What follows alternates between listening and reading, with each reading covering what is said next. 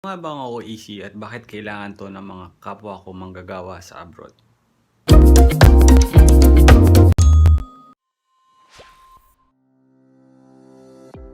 Welcome back to another episode of this channel, at kung bago ka sa channel na 'to, subscribe ka na para ma-notify ka for more videos and information na kailangan mo malaman o gusto mong malaman lalo't kung OFW ka.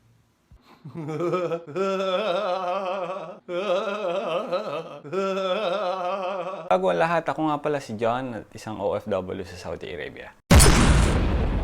Isa ka sa mga nagtataka ano nga bang ibig sabihin ng OEC at bakit kailangan to sa ng mga kapwa ko manggagawa OFW sa abroad or sea-based OFW. So OEC po ay isang Overseas Employment Certificate, isang certificate po na nagpapatunay na ikaw ay isang OFW at lehitimo ka nagtatrabaho sa abroad. Isa ito sa mga mandatory ng gobyerno ng Pilipinas na kailangan mong gamitin o gawin bago ka makabalik ng bansa kung saan ka nagtatrabaho. Baba yung link ng OEC para makakuha ka ng ideya ano nga bang ibig sabihin nito at para saan to. Balik na tayo sa mismong topic natin, lalo kung isa kang transfer employee sa Saudi Arabia. Nag-transfer ka ng kumpanya mo, lumipat ka ng kumpanya mo for some reasons at gusto mo magbakasyon pero hindi mo alam merong palang iba pang mandatory na kailangan mong gawin bago ka magbakasyon. So ito yon.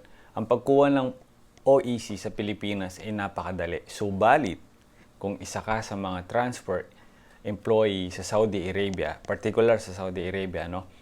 At bigla kang umuwi na wala ka ng mga documents na sasabihin ko, well, goodbye sa'yo at hindi ka makakabalik ng bansang Saudi Arabia.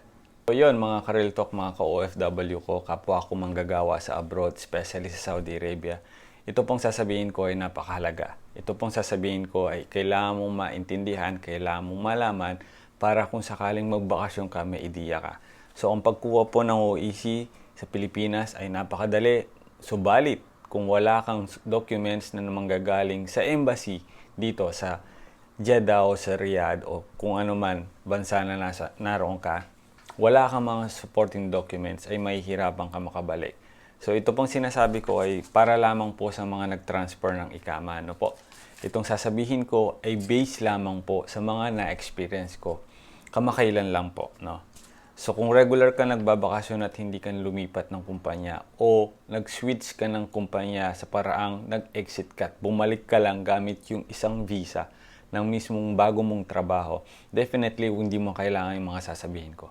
Pero kung isa ka nagtatrabaho sa Saudi Arabia at hindi ka nag-exit, lumipat ka ng trabaho, lumipat ka ng employer, and then gusto mong magbakasyon pero hindi mo alam kung makakabalik ka ba o hindi, then these papers, these documents are really gonna help you a lot. So yun mga ka-real talk, kailangan mo lang ng oras. Una, pumunta ka sa embassy, pumunta ka sa embahada, humingi ka ng mga papeles na magbibigay sa'yo ng support para makakuha ka ng OEC sa Pilipinas. So, unang ibibigay sa'yo ay ito. Yan. Ito po yung mga papel, documents na nagpapatunay na ikaw ay makakabalik sa bansang Saudi Arabia. No? Una, ibibigay sa'yo ng embassy sa Jeddah, no? O sa Riyadh po, ay isang standard employment kontrata for various skills. I don't know if you can see it properly. So ito pong, sabihin ko na lang po, no? Ito pong kontrata na ito na manggagaling mismo sa embassy ay magpapatunay lamang po na ikaw o employer mo ay talagang nagtatrabaho para sa isa't isa. O sabihin na natin ikaw talaga ay nagtatrabaho sa kumpanya mo ngayong bago na to. So dito po mga kapatid, nakasulat dito yung site of employment mo, ilan yung taon ng kontrata mo, anong position mo, ano yung basic salary mo, and then pareho po kayo ng employer mo magpipirma dito. So pipirma ka, susulat ka in English way, English, no? And then si employer mo ay pipirma o magsusulat in Arabic way po. So kailangan meron siyang transliteration po. Alright, ito yung una. Pangalawa, kailangan mo ng visa. I don't know if you can see it properly. Visa po, exit re-entry po to, definitely kasi babalik eh. Okay? Passport mo, of course. Copy po ng passport. And then, yung business permit ng mismong trabaho mo, kailangan yun. Business permit po, mga ka-real talk, no? Either Xerox copy siya or photocopy siya, wala pong problema yun. Importante dito mga kapatid, yung business permit na manggagaling o kukunin mo sa employer mo is English and Arabic translation po. Pangalawa, kailangan ng ID ng employer mo mismo. So, hindi ko nipapakita. Siyempre, baka madali tayo.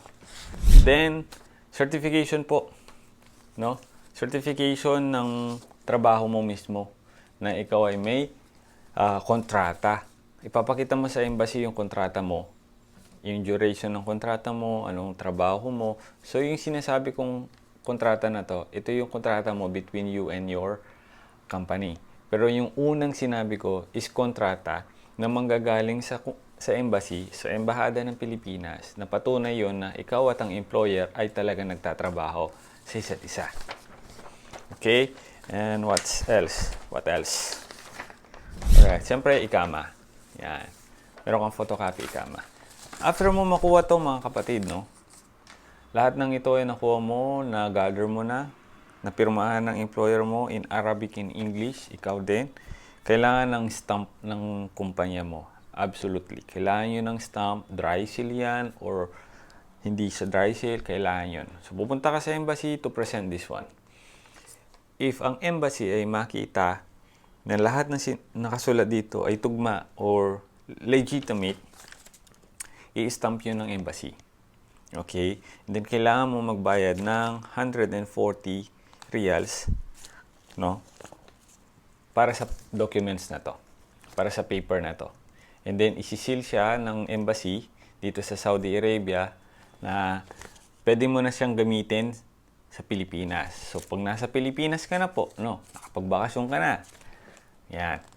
Ngayon, ipapakita mo tong mga documents mo sa POEA or sa branch ng kung saan ka pwedeng kumuha ng OEC. Meron kasi mga branches, especially sa mga provinces po. May mga small branches doon. Ipapakita mo yung documents na galing sa Philippine Embassy. And then, i-verify siya ng branch na yon o yung government agency na yon kung totoo po ba yon. So, definitely kasi, mga ka-real talk, humihingi sila ng sinumpaang salaysay. Hindi mo kasi makita eh. Alright, sinumpaang salaysay, ito po yung manggagaling sa mismong public attorney sa munisipyo ninyo. No? Ito ay pagpapatunay lang na ikaw ay Pilipino, lalaki, babae, nasa wastong taong gulang, na ikaw ay nagtungo sa Saudi Arabia nung taong ganito. Lahat ng ito ay base lamang po, no? Nakasulat dito lang din para sa documents mo na to. So, medyo maarte kasi yung Pilipinas. No? So, pag nakuha mo na to sa mismong municipal attorney ninyo, public attorney, then kailangan lang ng dry seal. I don't know if you are seeing this, but anyway. Then, of course, kapag nakuha mo na siya, kailangan mo siyempre ng appointment. Yan. Yan po. Balik manggagawa appointment po, no? So, ito po ang mahalagang kailangan nyo malaman. Kung noon po kasi, sa branches na pinupuntahan mo, ay hindi mo na kailangan ng appointment. No? O pupunta ka sa online, magpapa-appoint ka, hihingi ka ng ganito, ganyan. Nowadays, mga ka-real talk, lahat po ng sangay ng gobyerno na nagpo-proseso ng OEC, kailangan na po ng appointment. So, kung hindi mo alam kung paano yung appointment, inuulit ko, yung link ay nasa baba, check mo lang po kung paano kumuha ng appointment. Okay? Then, pagka napa-appoint ka na, siyempre kailangan mong magbayad. Okay? If I'm not mistaken, you will pay 1,500. If I'm not mistaken, no? And then, siyempre, pag nakuha mo na yon, bibigyan ka ng resibo, absolutely, at magkakaroon ka na ng isang maliit na papel na balik manggagawa ka na. So, may duration po yun, ma'am, mga sir, no?